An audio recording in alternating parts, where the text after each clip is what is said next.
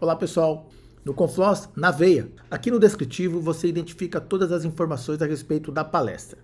E lembrando, as conferências Floss de 2025. Sou DevCon, Confloss e PHP Conference Brasil. Esses três links desses três eventos estão aqui no descritivo do nosso vídeo. Se você é uma empresa e quer apoiar o evento, seja com um patrocínio ou algum outro tipo de apoio, entre em contato conosco, comigo, Anderson, ou com o Galvão, aqui dentro do descritivo. De novo, desse vídeo você identifica a melhor maneira de entrar em contato conosco, que é através das nossas contas no LinkedIn. Acompanhe agora a palestra. Fizemos, obviamente, uma brincadeira aí entre eu e o Anderson, porque normalmente a gente está apresentando os palestrantes, né? Tá? Então, vamos lá.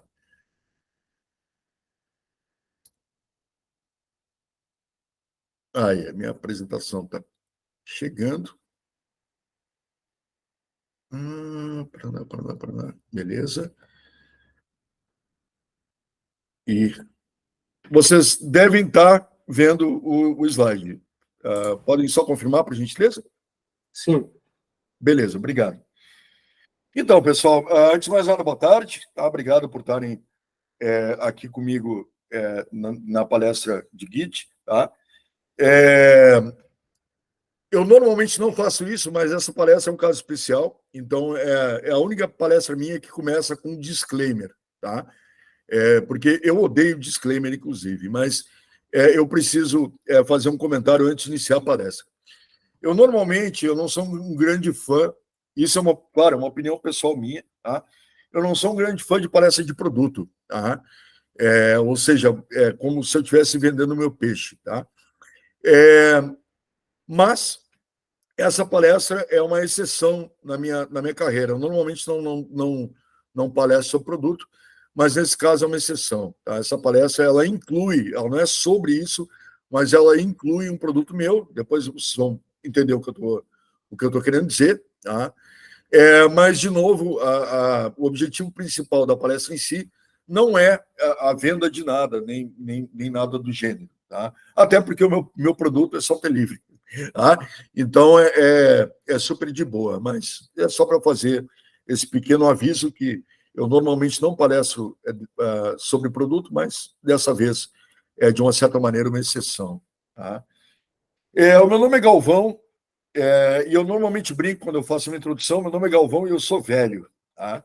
Eu estou há muito tempo nesse mercado, tá? Eu atuo há 30 anos no total no mercado de TI. Tá? Comecei lá em 95, mais ou menos. Tá? Eu sou programador profissionalmente há mais de 25 anos. Tá? E eu sou professor e palestrante há mais de 20 e eu sou consultor há mais de 25 também. Tá? Normalmente eu atuo como engenheiro de software senior e tech lead. Tá? No momento eu não estou trabalhando fixo para nenhuma empresa, então #contrate o tiozão. Tá?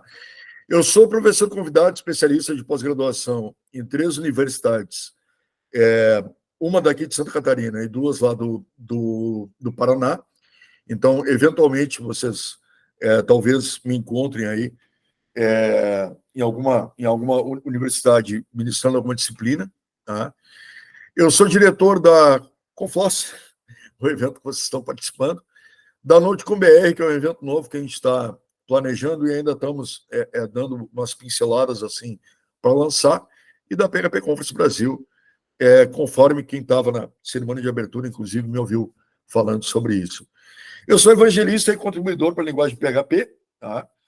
E evangelista e contribuidor para o Laminas Project. Para quem não sabe, o Laminas Project é basicamente o rebranding do Zend Framework. Tá? Então, a marca mudou. Então, não se chama mais Zend Framework, se chama Laminas Project. Tá? E eu fui o primeiro brasileiro a se tornar a Postman Supernova, que é basicamente uma espécie de evangelista do Postman. Né? O Postman é aquele software de acesso a APIs, né? De acesso e montagem e criação de APIs, etc. E tal. Eu sou presidente da Associação Brasileira de Profissionais PHP e eu sou apaixonado por back-end, APIs, qualidade segurança e, obviamente, software livre. Tá? O meu site está aqui. Tá? Eu costumo brincar que o meu site é o site mais nerd do mundo. Tá? Na verdade, basicamente é uma landing page agora. Tá? Mas eu, posteriormente, pretendo fazer algumas mudanças bem interessantes no site. Então, se quiserem me seguir, se conectar comigo, tá? Todos os meus links estão basicamente nessa landing page. Tá? Então, desde Mastodon, até LinkedIn, até GitHub, e assim por diante. Tá?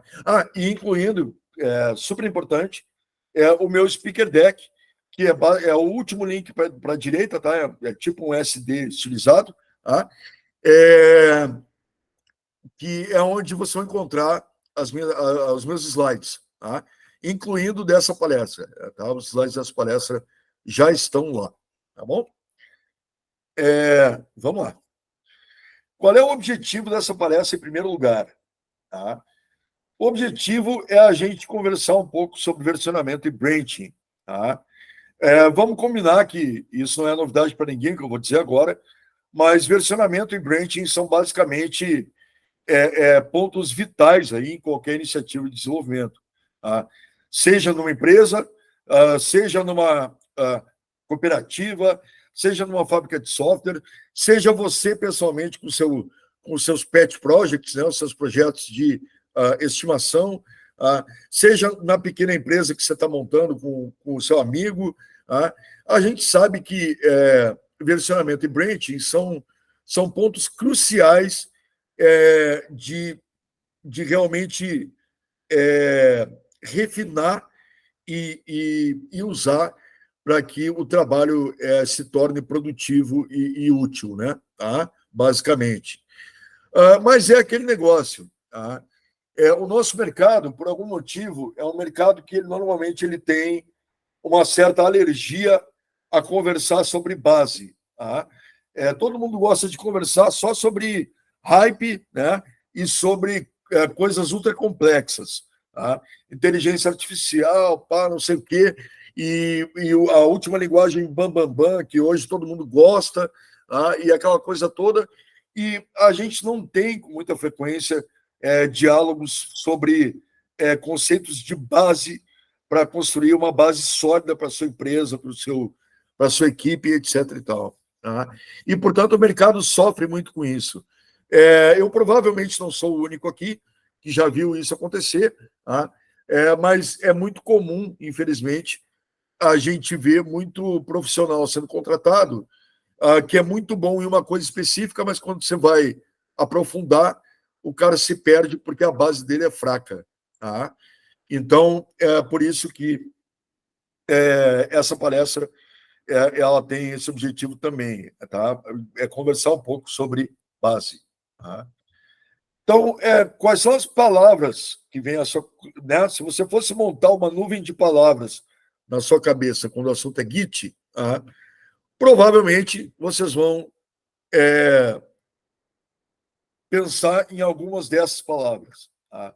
Vocês vão pensar em versão, vocês vão pensar em branch, em commit, em pull request, em code review, em CI/CD, em merge, em qual hub vocês usam, qual o seu predileto, seja GitHub, GitLab, e assim por diante. Tá? E embora, obviamente, todas as palavras fazem sentido, tá? Ou seja, todas estão, obviamente, relacionadas ao Git, tá? E a versionamento, na realidade, nenhuma delas representa o conceito principal de versionamento, o conceito principal de Git. E que conceito principal é esse? O conceito principal é tempo. Tá? Então, quando a gente fala de versionamento, quando a gente fala de releases e etc. e tal, nós, na realidade, no seu conceito mais básico, nós, na verdade, estamos conversando sobre tempo. Então, o que acontece? Normalmente, quando você vai ver um diagrama sobre o assunto, tá? você vai enxergar alguma coisa do gênero desse diagrama aqui. Tá? E esse diagrama ele não é útil, ele se torna útil posteriormente, mas ele não é útil inicialmente. Tá? E observem que eu posso livremente criticar esse diagrama, porque fui eu que fiz, inclusive. Tá? Então, esse diagrama, embora para quem entende bem Git, para quem tem uma base sólida de Git, ele seja extremamente útil para se entender o que quer que seja que o diagrama quer explicar, e depois nós vamos chegar nisso, tá? Se a sua base de Git não é muito boa, tá? Você olha para esse diagrama e você pira o cabeção, né? Tá? Como assim? Né? Ele mais confunde do que ajuda. Então, eu parto de um conceito diferente para que versionamento e Git, e especialmente como o conceito de tempo está relacionado às duas coisas, tá? Como explicar isso de uma maneira simples. Tá? E a maneira simples é a gente observar um turno na vida de um projeto. Obviamente, tá? Que o desenho aqui ele é propositalmente simplificado. Tá? Ou seja, o que eu quero dizer com isso? Idealmente, embora a gente saiba o que acontece, tá? Infelizmente, mas idealmente ninguém vai fazer push para main. Tá? Push, perdão, push para a branch principal do projeto, para a branch de produção. Tá? Mas a gente sabe o que acontece. Mas se a gente fingir que a gente nunca viu isso acontecer, tá? Então, ainda assim, a main vai representar a interação entre desenvolvedores e projeto. Tá? Embora a gente saiba que normalmente não deve ser assim, ou não deveria ser assim, pelo menos. Então, o que acontece? O desenvolvedor 1 trabalha na empresa faz tempo, trabalha no projeto faz tempo. Tá? E aí ele começa o dia de trabalho dele às 9 horas da manhã. Tá? Então, às 9 horas da manhã, tá? Ele liga a máquina dele, conecta, abre Gira, abre Slack, abre sei lá o que mais, ou ele chega na empresa, caso o trampo dele seja presencial, e ele vai lá e vai começar a trabalhar no projeto. Então, ele vai lá e clona o projeto, certo? Então, o que acontece nesse ponto? Isso às 9h30 da manhã, tá? Quando ele executa o clone. Então, o que acontece? Às 9h30 da manhã, o relógio do projeto ele está marcando 9 horas da manhã, tanto na máquina do desenvolvedor 1, como na máquina main, como na máquina do desenvolvedor 2, que já trabalha na empresa também. Tá? Então, todo mundo se encontra no mesmo ponto de tempo, tá? Porque o projeto foi... a última vez que o projeto foi atualizado foi antes das 9 horas da manhã. E, portanto, todo mundo tem na sua máquina a versão 9 horas da manhã do projeto. Tá? Bom, esse desenvolvedor ele começa a trabalhar. Tá? Então, ele começa a trabalhar nos tickets dele, tá? Altera arquivo, e deleta coisa, e inclui coisa, e altera coisa, e enfim, o trabalho normal do dia a dia de desenvolvimento. E aí ele resolve fazer um commit. Tá? Lembrando que o commit, por si só, ele tá funcionando na máquina dele. Tá? O commit, por si só, ele é local. Tá? Então, o que acontece? Nesse momento, as máquinas saem de sincronia. Nesse momento, o Dev1 está no futuro. Tá? Então, ele está na máquina, no projeto que está na máquina dele, não são mais 9 horas da manhã, são 10. Mas, na branch main e na máquina do desenvolvedor 2, o projeto segue sendo a versão de 9 horas da manhã, porque nenhum deles interagiu ainda ou foi interagido com. Tá? E quando esse cara faz o push, finalmente, tá? Então ele vai lá, vai abrir a PR, vai rolar code review, etc, etc, etc. Eventualmente vai ser feito o push de fato para main. Nesse caso, o que está, na verdade, acontecendo em termos de tempo é uma sincronização entre a máquina do Dev 1 e a main do projeto. Então, nesse momento, ambas as máquinas possuem a versão de projeto, que é a versão das 10 horas e 15 minutos da manhã. E o Dev 2 segue no passado, porque ele ainda não interagiu com nada.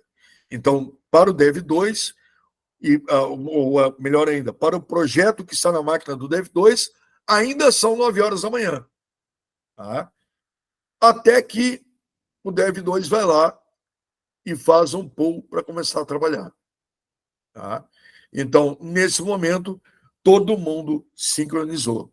Porque agora, como o Dev 2 puxou todas as mudanças que aconteceram até ele iniciar a trabalhar, na máquina de todo mundo, o projeto está na versão que foi criada às 10 horas e 15 minutos da manhã. E aí, isso é um ciclo que se repete o tempo todo. Ou seja, o Dev 2 vai fazer o trampo dele, tá? Vai inserir código, vai mudar código, vai deletar arquivo, vai inserir arquivo, etc. e tal. E ele também vai fazer um commit. A partir do momento que ele commitou, de novo, local, tá? Ele agora se encontra no futuro. Tá?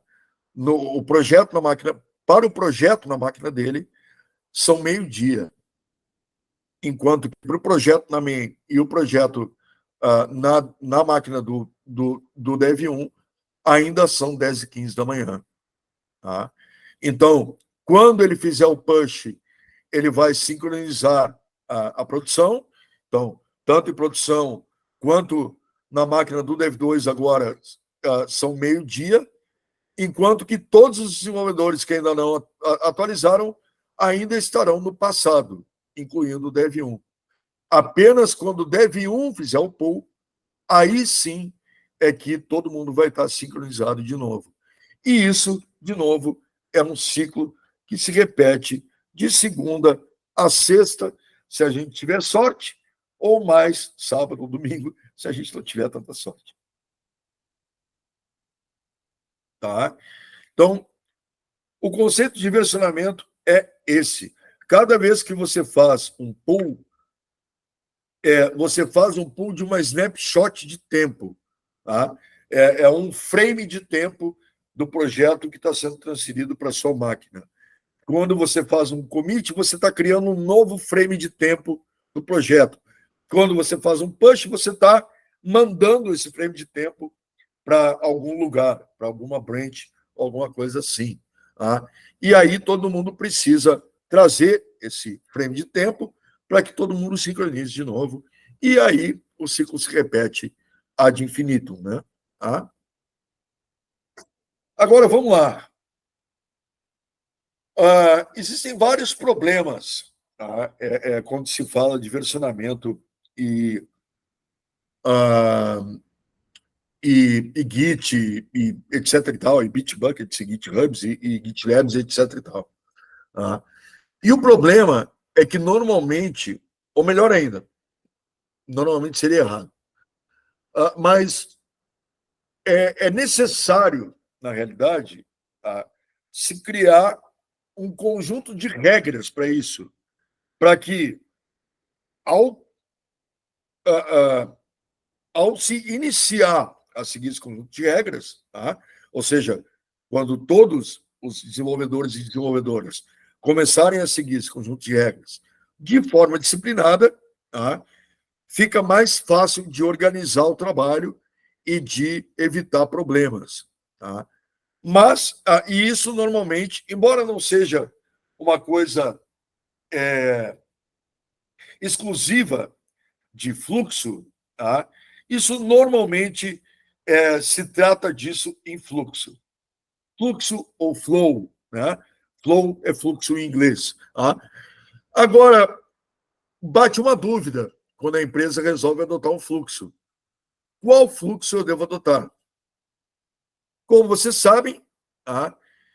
Muitas empresas trabalham no caos, tá? Ou seja, não há fluxo nenhum. Tá?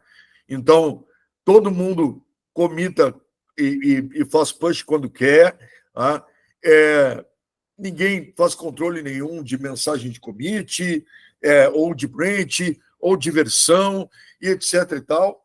E, portanto, trabalhar em uma empresa dessa forma se torna um verdadeiro inferno na vida de um desenvolvedor. Tá?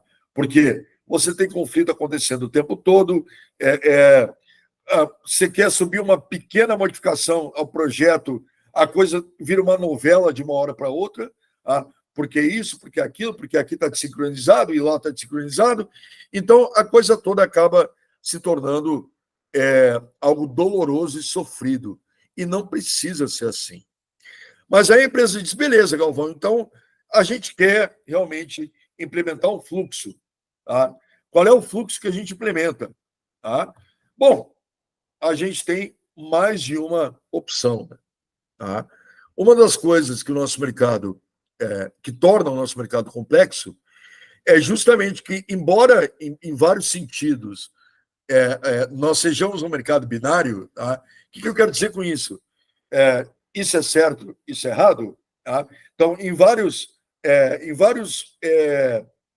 domínios, digamos assim, essa regra pode ser aplicada, tá? Então, esse código aqui, ele é errado, ele é claramente errado.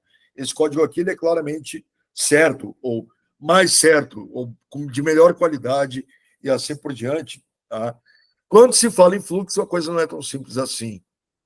Porque cada fluxo, basicamente, está vendendo a sua ideia de como o fluxo da sua empresa deveria acontecer. Os dois mais conhecidos são o Gitflow e o GitHub Flow. Tá? E, de novo, o que torna as coisas um pouco complicadas e às vezes cansativas é que o nosso mercado, ele frequentemente, ele é contencioso. Tá? O que eu quero dizer com isso? O GitHub Flow, na verdade, ele é uma resposta ao Gitflow. Né? Tá? Então, o Gitflow é um fluxo que, do nada, ele explodiu em popularidade quando ele foi publicado. Tá? E, a partir disso, o GitHub foi lá e disse, não. A gente propõe isso aqui, ó, então vamos chamar o nosso de GitHub Flow. Tá? E aí, claro, de novo, como o nosso mercado é muito contencioso, tá? Acabou que teve que surgir alguém que disse, não, nenhum, nem outro. Tá? Então, na verdade, nós vamos seguir um fluxo que a gente vai batizar de trunk-based. Tá? Trunk-based. Tá? Ao ver isso, porque assim, eu não concordo com tudo do Gitflow, tá? E no momento, a empresa onde eu estava trabalhando, ela tinha um problema, tá? Para onde o Gitflow ele não se adaptava exatamente ao que a gente precisava. Tá? O GitHub Flow, a grande vantagem dele é a simplicidade. Só que eu acho ele simples demais.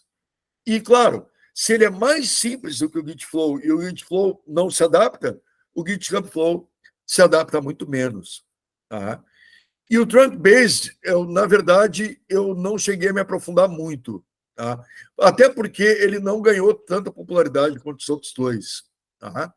E, portanto, o que mais se aproximava do que eu precisava era o Gitflow, mas eu precisava mudar algumas coisas. Tá? Então, eu parti para o DIY, tá? Ou seja, para o do it yourself. Faça você mesmo. Tá?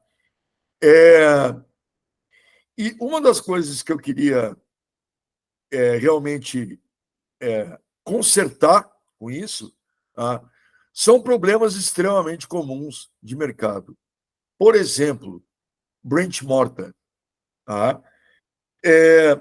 Na minha visão, de novo, tudo o que eu estou falando aqui é basicamente a minha visão, tá? Sobre o assunto. Tá? Então, na minha visão, é um absurdo a quantidade de branches mortas que você tem em um projeto, seja onde for, GitHub, Lab, Bitbucket, ou seja lá o que for. Tá? Sabe, você chega a ter medo de abrir aquela caixinha de seleção das branches, sabe? Você pensa, nossa, eu vou arriar a internet inteira agora se eu abrir isso aqui, entendeu? Porque o projeto tem 10 anos de existência, então tem 12 mil branches aqui dentro, entendeu? Por quê? Para quê? Tá? Não faz sentido. A branch, ela é algo temporário, tá? Tirando casos especiais, mas nós vamos chegar nisso depois. Mas, se não, a branch é um caso temporário.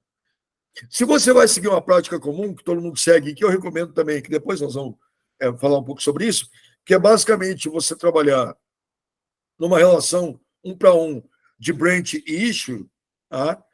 Então, essa branch ela é altamente temporária. Por quê? Porque a partir do momento que a issue morreu, a branch morre junto. Faz sentido. As duas coisas estão relacionadas. Tá? Só que a questão é que ninguém faz higiene disso. Ninguém faz limpeza. Tá? Então, você acaba com 1 milhão de branches que ninguém usa. Estão lá para nada. Como se fosse uma espécie de apólice de seguro. Mas se um dia eu precisar do que foi feito naquela branch, aí você vai olhar, a branch tem 5 anos. Você acha que alguém vai entender aquela branch? Não vai. Então, a coisa toda é meio ridícula. Tá? Empresas que não sabem de onde puxar. Eu puxo de produção, eu puxo de desenvolvimento, nós vamos criar uma branch nova para a versão, e aí eu puxo de lá, o que nós vamos fazer? E pior ainda, empresas onde isso muda de acordo com o humor do chefe. Então, terças e quintas a gente puxa de produção, quartas e sextas de desenvolvimento. Nas segundas a gente se mata, porque não há, né? Porque não há coerência, não há consistência e não há organização. Então, aquele repositório onde periodicamente você tem um problema.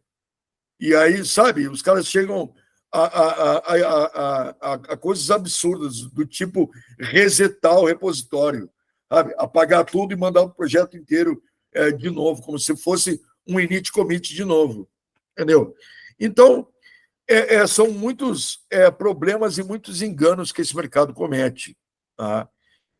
E um dos enganos preferidos da minha pessoa é o pessoal que acha que conflito é sinal de que há algo errado. Tá? Pessoas do meu coração. Conflitos fazem parte do jogo, fazem parte do trabalho. Sabe por quê? Porque pode ser que aconteça que você e fulano estejam trabalhando no mesmo arquivo. Por quê? Sei lá. Porque vocês dois têm problema. Tá? Mas pode acontecer. Acontece.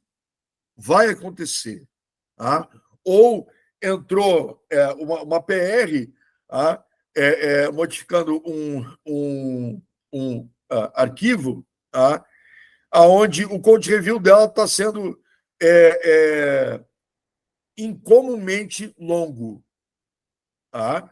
Então, não, está se debatendo um ponto lá, onde se acha que talvez não seja a melhor solução, e etc. e tal. E nesse meio tempo, entra uma outra branch, né? Tá? Onde o cara corrigiu um troço bobo, e aí depois, quando a branch anterior for entrar, as duas vão conflitar, porque ambas fizeram modificações em um arquivo. É claro que vai dar conflito. O que você espera que aconteça? O GitHub magicamente, eu vou falar de GitHub, mas todo mundo sabe que eu poderia estar falando de GitLab ou Bitbucket, ou enfim. Tá? Então, o que as pessoas acham que vai acontecer? Que o GitHub vai magicamente resolver o conflito sozinho? Não é para isso que a gente tem inteligência artificial? O conflito é normal, porque a ferramenta ela não sabe o que fazer com aquilo ali. Ela tem duas versões que contradizem uma a outra. Uma está dizendo que a linha 2 é isso e a outra está dizendo que a linha 2 é aquilo. Então, a melhor solução é simplesmente levantar uma bandeira amarela e avisar os desenvolvedores que eles precisam entrar em consenso sobre o que é a linha 2. Tá? Então, conflitos são coisas normais de acontecer. Não existe nada de aterrorizante, tá? Não é o fim do mundo. Tá? Conflitos, a partir do momento que a gente começa a resolver conflito a sério, tá? A gente começa a perceber que resolver conflito é uma barbada. Geralmente não é difícil. Tá? E nos que forem difíceis, se trabalha e se resolve. Tá? Então, conflitos não são um mau sinal. Tá? Pelo contrário, conflitos são algo comum no dia a dia de um projeto, ainda mais que quanto maior a equipe que estiver trabalhando em cima do projeto, maior a probabilidade de um conflito acontecer, porque você vai ter mais gente mexendo no projeto ao mesmo tempo. Então, conflitos não são o bicho-papão. Tá? A gente precisa encará-los e resolvê-los. Tá? Então, para tentar resolver tudo isso e para tentar criar algo que seja são, que faça sentido e que atendesse à necessidade que nós tínhamos na época, eu criei o meu próprio flow baseado no Git Flow. Tá? Então, eu peguei o Git Flow como base e eu montei o meu flow em cima dele. E eu batizei ele de Gflow, a G de Galvão. Né? Tá? Então, vocês vão encontrar ele nesse link aqui embaixo, se quiserem dar uma olhada. Tá? Então, Galvão IFNTI é a org da minha PJ. Tá? Então, vocês vão encontrar ele lá dentro. Quais são os conceitos do Gflow? Tá? O conceito é que as branches são tipadas, tá? E são especificamente tipadas e possuem apenas 4 tipos e sempre apenas 4 tipos. Tá?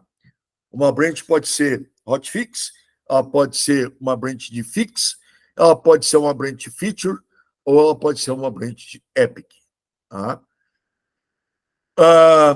Todo o repositório que segue Gflow trabalha em cima de 3 branches principais, 3 branches imortais. Tá? Desenvolvimento, homologação e produção. Normalmente, embora, claro, é muito difícil a gente fazer algo que se aplique a todo mundo sempre, tá? Mas, normalmente, você não vai precisar de branches especiais mais do que desenvolvimento, homologação e produção. A não ser que você queira isolar os testes em uma branch e chamar de teste, ou chamar de staging, ou enfim. Tá? Mas, normalmente, desenvolvimento, homologação e produção são suficientes. Tá? A Gflow trabalha em cima de estabilidade. O que eu quero dizer com isso? Para meter o dedo em produção, tá? Só existem 2 maneiras de fazer. Ou é porque você está trabalhando em uma branch hotfix, ou porque você está fazendo uma release. Não é nenhum desses 2 casos, ninguém mete a mão em produção. Tá? Organização, tá? Ou seja, fluxos claros de exatamente como funciona cada tipo de branch. Tá? Que é uma coisa que, quando eu comecei a ler sobre estratégias de branching, tá? Gitflow, GitHub Flow, e eu era muito verde nesse assunto ainda, há um tempo atrás, uma coisa que eu senti falta foi isso. Tá? Certo, mas o que eu faço agora? Como é que eu implemento isso? Então, a Gflow traz diagramas explicando exatamente como funciona cada tipo de branch. Tá? E simplicidade, ou seja, a Gflow, assim como a maioria das estratégias de branching, ela também possui uma ferramentazinha Bash para trabalhar, tá? Para facilitar ou para agilizar o nosso trabalho, tá? Para que a gente precise digitar menos. Então, vamos conversar sobre o fluxo da Gflow. Tá? Então, na época, a gente estava trabalhando, essa empresa que eu estava trabalhando, ela atendia um cliente que ele possuía, as próprias branches de homologação e produção. Tá? Ele tinha as branches dele internas na estrutura dele. Tá? E, portanto, a gente precisava trabalhar do nosso lado, tá? Que aqui está representado pelo meu site, tá? galvão.tt.br, e depois disso a gente transferir, tá? As coisas para o lado do cliente. Tá? Observe uma coisa. Mas eu não tenho cliente assim. Meu projeto é normal, ou seja, só deve homologação e produção. Não tem problema. A GFlow funciona da mesma maneira. A única coisa é que esse lado de cá não é usado. Tá? Então, vamos primeiro conversar sobre hotfix. E aqui a gente levanta dois conceitos importantes: hotfix e cold freeze. Tá? Hotfix é uma coisa que o mercado não. O mercado não abandonou o conceito, mas ninguém fala muito nele hoje em dia, tá? Embora ele siga existindo. E cold freeze é um troço engraçado, porque, na minha visão, é algo totalmente necessário que parece que ninguém mais faz hoje em dia. Tá? Mas eu vou explicar exatamente como isso funciona. Para começo de conversa, o que é um hotfix? Tá? Simples. É um bug em produção. É o pesadelo de toda empresa. Tá? Ou seja, você tem lá, sei lá, 10 mil usuários e os 10 mil estão expostos a esse bug. Tá? E esse bug ele vai causar, obviamente, problemas para todo mundo, vai causar chamada de suporte, ele vai trazer o inferno à Terra. Tá? Então, como se trabalha com hotfix no conceito de GFlow? Tá? A primeira coisa a fazer é o cold freeze. O que é o cold freeze? Tá? Porque tem gente que confunde e tem gerente que não gosta de cold freeze porque não entende as nuances. Como o próprio nome já diz, congelamento de código, tá? O cold freeze é um conceito onde, a partir do momento em que ele é declarado, tá? Observem que, pelo menos até onde eu sei, não existe ferramenta para fazer cold freeze, tá? Até onde eu sei, pelo menos. Ele é uma questão organizacional, é uma questão de disciplina e de regras dentro da empresa. Tá?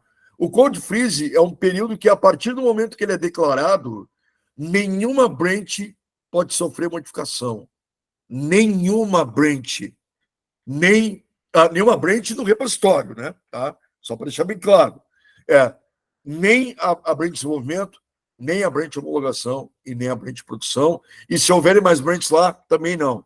Nenhuma branch recebe nada mais. Elas se mantêm congeladas. Por isso, cold freeze. Claro, você vai pegar uma equipe, ou um dev, ou seja lá o que for, e você vai dizer para ele: filho, corre, porque está em produção esse negócio. Tá? É um hotfix, é um conceito quente. Está tudo quente, está tudo pegando fogo. Tá? Então, e de novo, vamos simplificar, né? Esse dev, tá? Ele vai lá e vai criar uma branch. Ele vai, claro, atualizar o projeto da máquina dele, dar o pull, tá? E aí ele vai criar uma branch para resolver o problema. O nome dessa branch é um dos conceitos que o GFlow trabalha. Tá? O nome dessa branch vai ser hotfix e, por exemplo, o número da issue ou a identificação da issue, seja lá como for, o ID, sequencial, seja lá como for. Tá? E aí ele vai criar essa branch, e isso é importante, a partir de produção. E essa é a primeira confusão que o hotfix causa. Tá? Porque o nosso mercado é muito dogmático. E ele gosta de dizer que ninguém pode puxar de produção. Nunca. Isso é errado. Tá? E não é. Não é porque simples, porque o bug está acontecendo em produção. E, portanto, você tem que ter produção na sua máquina para que você possa resolver o bug. porque esse bug pode estar relacionado a questões de infra, ele pode estar relacionado com outros arquivos que estão em produção, um monte de coisas. Então, você precisa puxar de onde o problema está acontecendo. Daqui a pouco você puxa de dev, você abre no seu browser, nada acontece. Aí você vai fazer o quê? Você vai dizer para o gerente, na minha máquina funciona? Então, você tem que puxar de produção. Então, o dev vai puxar de produção, vai trabalhar para resolver o bug. Até que o bug seja resolvido, code freeze. Ninguém manda nada, a não ser que seja relacionado com o bug. Quando ele terminar, ele vai commitar e aí ele vai fazer o push para produção e para desenvolvimento. Por que para produção e para desenvolvimento? Porque a GFlow trabalha com o conceito de que as 3 branches estão sempre sincronizadas. Quando produção sincroniza, as outras sincronizam também. Então, ele vai mandar para as duas. E aí, claro, ele vai mandar para as duas, ele vai mandar PR, né? O RM, o Release Manager, ele vai fazer o merge. Então, ele vai mergear essa branch e ele vai lançar uma release. Bom, vamos lá. Eu vou precisar acelerar um pouquinho, inclusive. Eu acho que eu acabei gastando muito tempo no início, perdão. Então, vamos lá. Então, por que tem que ser feita uma release para começo de conversa? Simples, versionamento. Versionamento e versionamento semântico. Sempre semântico. Por que usar versionamento semântico? Simples, porque não existe uma boa resposta para a pergunta por que não usar versionamento semântico. Então, você vai criar uma release de bug fix. E essa release, se produção começou em 0.1.0, por exemplo, essa release vai se chamar 0.1.1. E, claro, você vai criar ela a partir de produção pós-merge dessa fix. Então, você vai pegar a produção de novo, você vai montar a release, e aí você vai mandar essa release para o cliente. Então, a versão de software precisa mudar. Ela mudou. Então, o software não é mais 0.1.0, 0.1.1. Então, você vai mandar para a main do cliente, para a produção do cliente. Por que com a produção? Porque a produção do cliente continuou bugada. Você resolveu a sua, não a dele. Então, você vai mandar o release para a produção dele, e aí, depois disso, você vai mandar o release para a sua produção. E aqui é um outro ponto que confunde. Só um pouquinho. A gente já não mandou o bug fix para a produção? Mandou. Mas não foi feito um release em produção. Foi feito só um merge. Ou seja, em termos de versão, produção continuava sendo 0.1.0. E, portanto, a release é necessária para oficializar. Então, agora a produção é 0.1.1. Então, é basicamente isso. Agora, feito isso, se resolveu o bug, se fez release, etc. e tal, está tudo resolvido, todo mundo testou, está tudo certo, o bug foi morto. Nesse ponto, aliás, perdão, só antes de mais nada. É necessário lançar release em todas as branches, tá? Por isso que tem aqui, ó. Então, todas as branches precisam receber a release para que todas as branches estejam na mesma versão. A partir do momento, então, que o caso terminou, é nesse momento que o code freeze é liberado. Porque o problema foi resolvido, nada mais está pegando fogo de urgência e, portanto, pode-se retomar o trabalho normalmente. Bom, por que tem uma porrada de empresa que se opõe a code freeze? Porque a empresa confunde.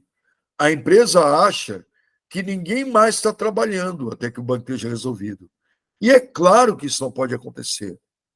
Todo mundo vai seguir trabalhando nas suas máquinas, nos seus workspaces, no projeto que se encontra nas suas máquinas. E aí, quando rolar a release, você vai pegar a release e vai aplicar na sua máquina também. Tá? Gerou conflito. Legal, resolve o conflito. Pronto. E aí todo mundo segue trabalhando do mesmo jeito. Tá? Então, o cold freeze não é um período de férias para todo mundo. O cold freeze é um período de cautela.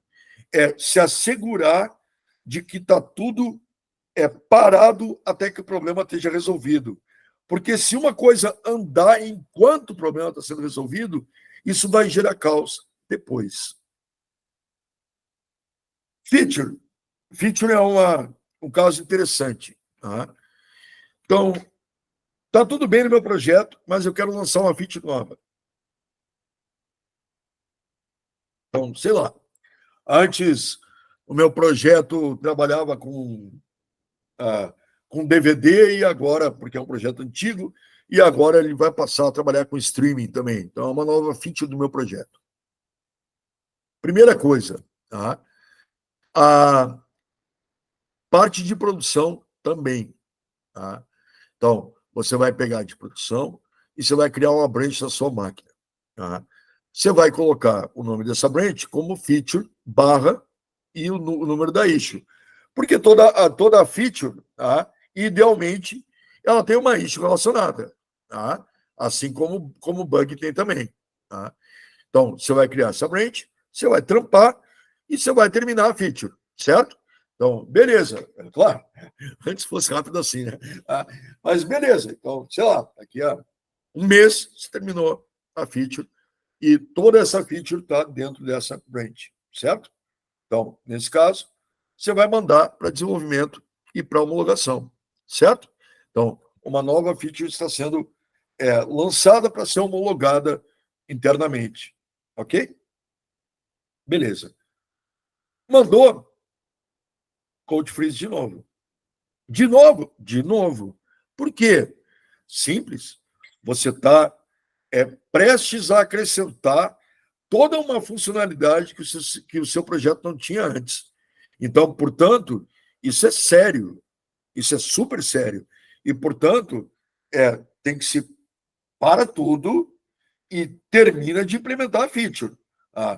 Faz code review, faz tudo que tem que fazer, testes, homologa, homologou, então você mergeia na branch de homologação do cliente, caso exista. Por quê? Simples, para que o cliente homologue. Porque, como a gente bem sabe, muitas vezes o que a gente imagina que uma feature é diferente do que o cliente imaginava. Então, beleza.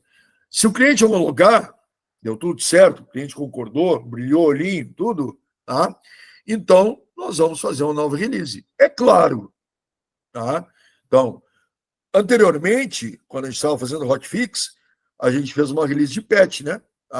Agora, nós vamos fazer uma release de feature. Para quem não entendeu, versionamento semântico. Semver.org, dá uma lidinha lá que vai entender rápido. É simples a regra. Então, o meu projeto era 0.1.0, ele vira 0.2.0. E aí, mesma coisa, essa release é replicada para todas as branches, para que todo mundo sincronize para a nova versão do projeto. Então, observem que essa é uma grande vantagem de trabalhar dessa maneira. Aliás, tem duas coisas interessantes para vocês observarem aqui. Primeiro, é uma maneira interessante de trabalhar, porque o projeto está sempre consistente. Homologação, produção e desenvolvimento estão na mesma versão a partir do momento que uma release é feita. Então, beleza, trabalha, release, sincroniza todo mundo de novo. E, portanto, não dá aquela confusão de ninguém saber em que ponto da vida do projeto está mexendo. Você está mexendo em um arquivo que está desatualizado, você nem está sabendo. Então, esse processo ele evita uma série de confusões que são comuns em empresa onde o processo é caótico. O segundo ponto é o seguinte, e eu espero que vocês tenham já percebido isso naturalmente, ou que percebam naturalmente até o final da palestra, mas eu vou expor isso propositalmente, porque é importante. Flow é muito menos uma questão técnica. O que eu quero dizer com isso? É muito menos uma questão de software, tá? De plugin ou de ferramenta Bash e o Diabo 4, e é muito mais uma questão de organização e disciplina. Tá? Ou seja, a partir do momento em que a gente disse para mexer em produção, só para usar a regra de mexer em produção de propósito, porque é a regra mais chocante, mais enfim, mais perigosa e tudo. Tá? Então, a partir do momento que a gente falar, ninguém rela o dedo em produção, a não ser que seja hotfix ou feature, e aí, você acha que existe software para garantir que isso não aconteça? Não existe, cara. Entendeu? Então, é uma questão de disciplina e organização. É uma questão de contrato entre todo mundo que está trabalhando. Tá? Beleza, eu jamais vou mandar para a produção algo que não seja hotfix ou release. Tá? Então, o Flow é muito mais uma questão, e seja qual for, seja GitFlow, GitHub Flow, Gflow ou Trunk-Based, é muito mais uma questão de disciplina e organização do que e qual é o software que eu vou usar para isso. Não existe. Tá? Vamos lá, vamos seguir. Epic. Epic é um outro caso que é bem interessante. Porque, para começo de conversa, de uma certa forma, pelo menos, Epic não existe, né? Tá? Epic é um termo recente que o mercado inventou. Tá? Mas, se ninguém nunca ouviu falar, tá? Epic é simplesmente um conjunto de features que vai causar uma mudança significativa no software, uma mudança óbvia, clara, de alto impacto. Tá? E, claro, a Epic pode ter, embora idealmente não deva, ela pode ter bug fix junto. Tá? Aliás, desculpa, perdão, rebobina e deleta. Tá? Esqueçam esse idealmente não deva. Claro que pode. Tá? Então, a Epic ela pode ter tanto features quanto fixes e etc. E tal. Então, vamos lá. A primeira coisa que a gente faz, de novo, a gente pega de produção. Tá? A partir do momento que a gente pegou, tá? Fez o pull, a gente cria uma branch chamada Epic, e o nome da Epic, ou o número da issue da Epic, ou blá, blá, blá, blá, blá, blá, blá, tá? Então, já falamos sobre identificador o suficiente, né? Tá? E aí, a partir disso, tá? Você vai criar branches a partir dessa branch criada para trabalhar em cada feature que é parte componente da Epic. Explico. Vamos criar um exemplo simples. Tá? Nós vamos lançar uma Epic em que a cor predominante do site agora é vermelha. Eu sei, o exemplo é ridículo, mas tudo bem. É só para ilustrar. Tá? Então, isso vai envolver mudar a cor de todos os botões e mudar a cor de fundo das coisas. Tá? Vou usar 2 exemplos só para explicar. Então, o que normalmente vai acontecer? Você vai pegar uma parte dessa Epic e vai passar para um profissional ou para uma equipe, e você vai pegar outra parte e você vai passar para outro profissional ou para outra equipe. Tá? Não há necessidade de uma pessoa só ou uma equipe só trabalhando em uma Epic. Tá? Então, essa pessoa ela vai pegar e vai criar a feature barra qual é a feature que ela vai trabalhar a partir da Epic. Tá? Então, eu estou lá trabalhando no mudar todos os botões para vermelho. Tá? Beleza, mudei todos os botões para vermelho, comitei.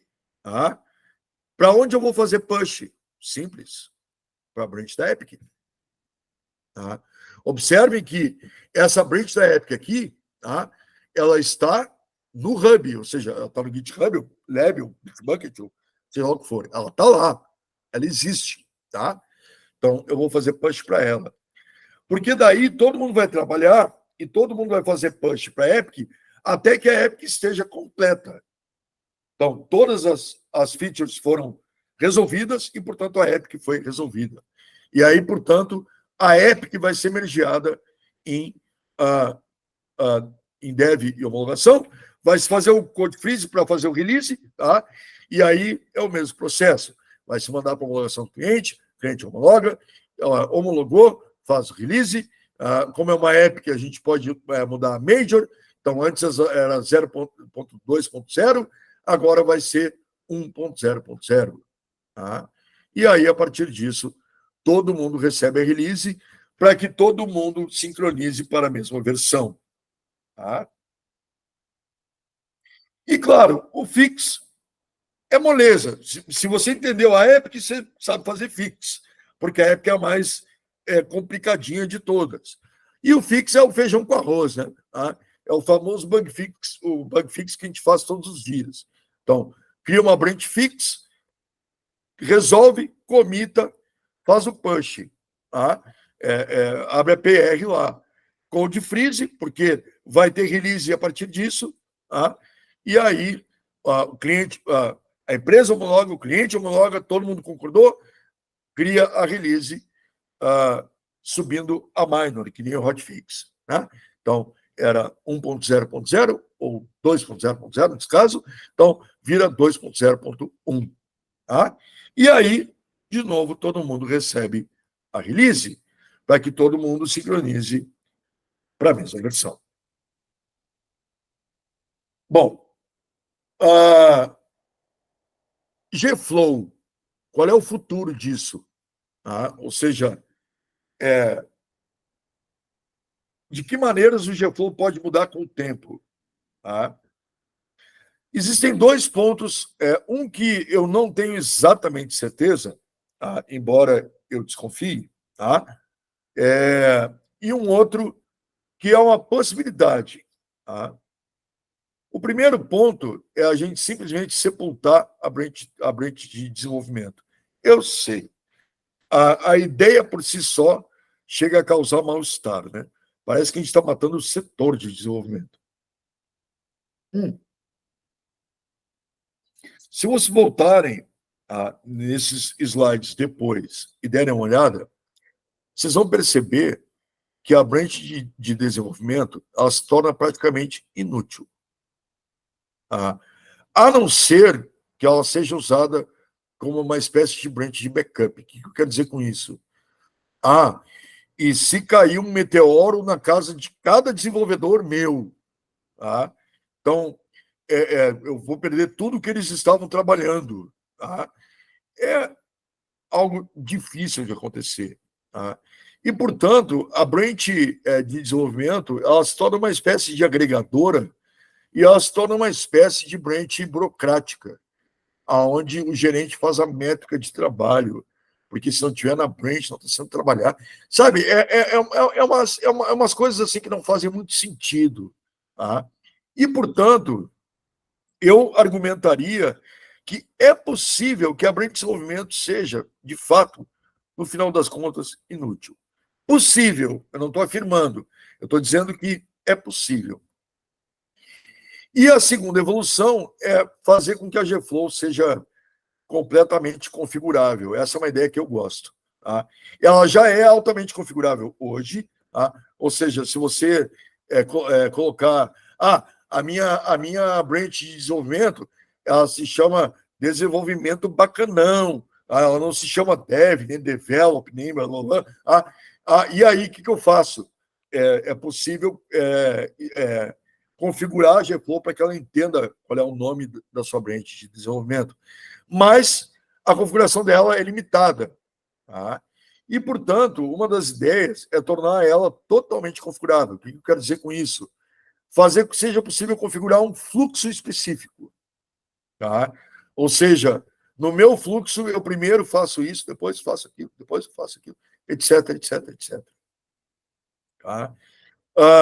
É algo interessante, intrigante e que eu gostaria de desenvolver. Vou desenvolver? Não sei ainda, honestamente. Tá? E é isso, pessoal. Eu precisei acelerar um pouquinho no final, porque eu vi que eu ia quebrar o tempo aqui. E normalmente eu cobro dos palestrantes o tempo, então se eu não respeitar o tempo, fica chato. Então, era isso. Só um último ponto importante, porque essa palestra, e é isso que eu comento com vocês no início dela, tá? Ela parece, tá? Ela pode parecer, tá? Uma palestra de produto disfarçada, como palestra de Git. Tá? Eu quero deixar bem claro que não é o caso. Claro, se vocês resolverem adotar a Gflow, eu vou ficar felizão. É claro que eu vou ficar felizão. Tá? Agora, a ideia não é essa. O conceito principal não é esse. O conceito principal é que todas as empresas precisam ter um flow, senão vira terra de maluco. Tá? E, portanto, se a empresa quiser adotar um flow pré-existente, existem opções, Gitflow, GitHub Flow, Gflow ou Trunk-based, tá? Ou se a empresa quiser criar o seu próprio fluxo, eu garanto para vocês que é uma experiência extremamente interessante. Tá? Então, de novo, o importante não é usem Gflow, o importante é usem um fluxo, disciplinem o seu trabalho com versionamento e branching, tá bom? Eu honestamente queimei todo o tempo que eu tinha, tá? Até peço desculpas a vocês, tá? Mas terminei realmente nos 45 do segundo tempo, tá? E, portanto, a gente não tem muito tempo para dúvidas. Mas você tem meu site, no site o primeiro link é de e-mail, tá? Vocês têm o meu Mastodon, para quem usa Mastodon, tem LinkedIn, tem não sei o quê, tem isso, aquilo, tem aquilo outro. Então, se você tiver alguma dúvida, vá por um desses meios, faça contato, que vai ser um prazer conversar. Tá? Se você achar um problema na Gflow, abra uma issue, é claro. Tá? Então, vai lá no GitHub, abre uma porcaria de uma issue lá, me xinga, tá? Que a gente vai lá e resolve. E, para qualquer outra coisa, você sabe onde me encontrar, basicamente. Tá bom? Valeu, pessoal. Obrigadão mesmo.